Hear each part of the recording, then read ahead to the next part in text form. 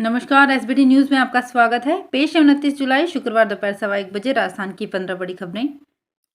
पश्चिम बंगाल में शिक्षक भर्ती घोटाला मामले में ईडी की छापेमारी अभी भी जारी है। पूर्व मंत्री पार्थ चटर्जी की करीबी अर्पिता के ठिकानों पर छापेमारी के दौरान कैश और गोल्ड मिला। 2 ठिकानों पर हुई छापेमारी के बाद अब ईडी ने अर्पिता के तीसरे ठिकाने पर रेड मारी है। ईडी ने चिनार पार्क इलाके में स्थित तीसरे अपार्टमेंट में छापेमारी की। आपको बता दें कि अर्पिता के 2 फ्लैट से ईडी अब तक करीब 50 करोड़ रुपए बरामद कर चुकी है। अजमेर डिस्कॉम के इंजीनियर्स के अश्लील डांस के वीडियो सामने आए हैं। ये वीडियो गत 18 जून को पुष्कर के एक नामी होटल में आयोजित पार्टी का बताया जा रहा है।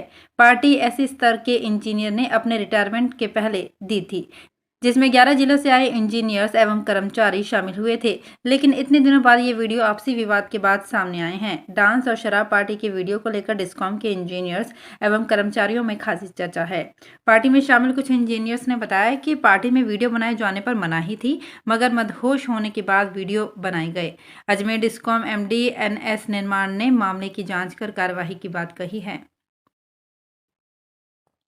राजस्थान में भारतीय प्रशासनिक सेवा के अफसरों में अब 6 और की बढ़ोतरी हो गई है। नए IAS में एक महिला भी है। ऐसे में अब महिला IAS की संख्या बढ़कर 62 हो गई है। कार्मिक विभाग ने इनकी पोस्टिंग के आदेश कर दिए हैं। इनकी ट्रेनिंग के दौरान की पोस्टिंग असिस्टेंट कलेक्टर एवं एग्जीक्यूटिव मजिस्ट्रेट के रूप में रहेगी। सभी को 1 सितंबर को डायरेक्टर जनरल HCM रीपा में रिपोर्ट करना है। राज्य में 313 IAS का कैडर है। अभी तक 250 IAS हैं, जो अब बढ़कर 256 हो गए हैं। राज्यसभा सांसद अपने आवंटित होने वाले फंड में से 25% तक पैसा खर्च नहीं कर पा रहे हैं। हाल ही में देश में 15 राज्यों की 57 सीटों पर नए राज्यसभा सदस्य चुने गए, लेकिन निवर्तमान सदस्यों के खातों में करोड़ों रुपए बचे रह गए। फंड खर्च नहीं होने पर पड़ताल की तो सामने आए कि ज्यादातर मामलों में राज्यसभा सदस्य दूसरे क्षेत्रों में बनाए जाते हैं। नियमों के अनुसार राज्यसभा सांसद जिस राज्य से निर्वाचित होते हैं, उन्हीं राज्यों में फंड खर्च कर सकते हैं। ऐसे में बाहरी होने के कारण उनका विकास कार्यों पर फोकस कम रहता है। राजस्थान के नागौर में फर्जी दस्तावेजों से बेशकीमती जमीन का पट्टा व लीज डीड करने की फाइल से प्रत्यक्ष एवं अप्रत्यक्ष रूप से जुड़े अधिकारियों एवं कर्मचारियों की मुश्किलें अभी कम होने का नाम नहीं ले रही हैं। इस फाइल से जुड़े मामले में अजमेर SOG की टीम ने अभी नगर पालिका के पूर्व उपाध्यक्ष कुम्हारी दरवाजा निवासी हाजी गुलजार खान, पुत्र मजीद खान, ताऊसर जमासर बास निवासी हिम्मताराम माली, पुत्र जगदीश तथा रोल में फिजिक्स लेक्चरर इंदिरा कॉलोनी के नीरज कुमार गुप्ता, पुत्र धुरेंद्र कुमार को ही गिरफ्तार किया है। इस प्रकरण में अभी और भी कई आरोपी हैं, जिनसे SOG पूछताछ करेगी।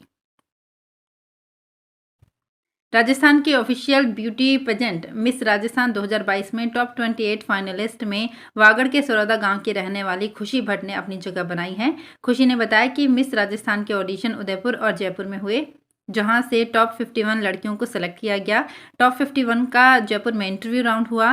टॉप 28 फाइनलिस्ट का चयन किया गया, जो अब मिस राजस्थान 2022 के फाइनल में जाएंगी।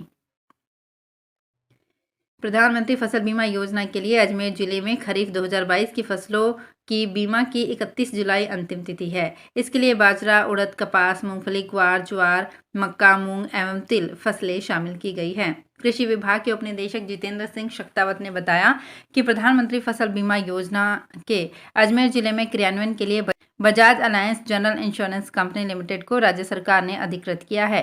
खरीफ 2022 में फसलों का बीमा करवाने के लिए समस्त कृषकों को संबंधित बैंक संस्था को आधार क्रमांक अथवा आधार नामांकन संख्या अनिवार्य रूप से उपलब्ध करवानी होगी।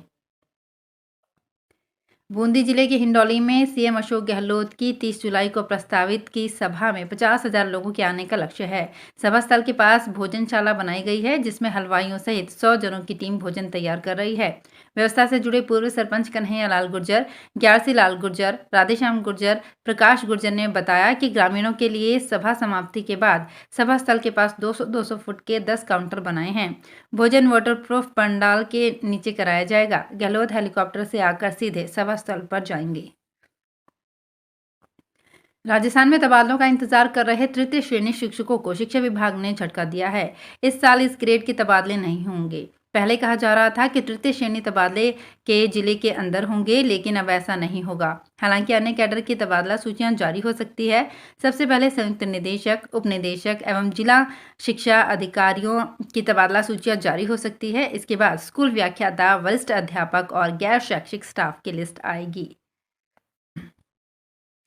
सरकारी नौकरी की तैयारी कर रहे युवाओं के लिए अच्छी खबर है। कर्मचारी चयन आयोग ने हेड कांस्टेबल के 1411 पदों पर वैकेंसी निकाली है, जिसके लिए 30 साल की उम्र तक के 12वीं पास उम्मीदवार आयोग की ऑफिशियल वेबसाइट पर जाकर आवेदन कर सकते हैं। उम्मीदवारों का सिलेक्शन रिटन टेस्ट के आधार पर होगा।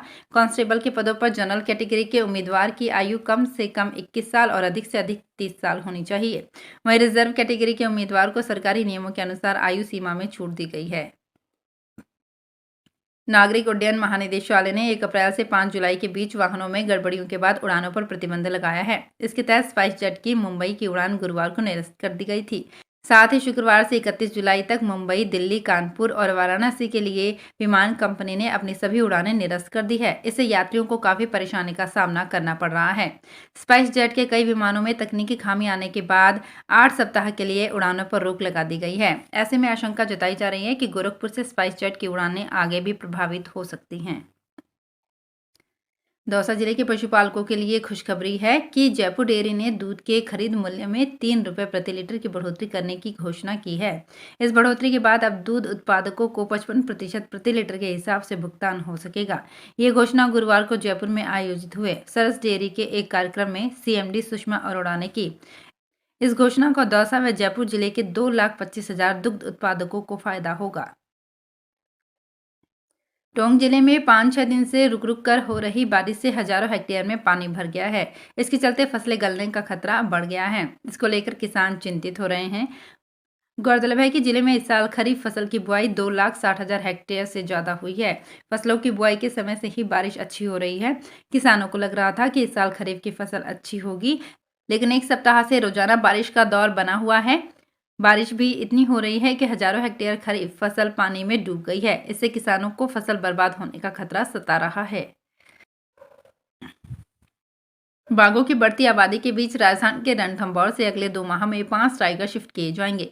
इनमें एक जोड़ा सरिस्का और मुकुंदरा तो एक बाघिन रामगढ़ में छोड़ने की तैयारी है।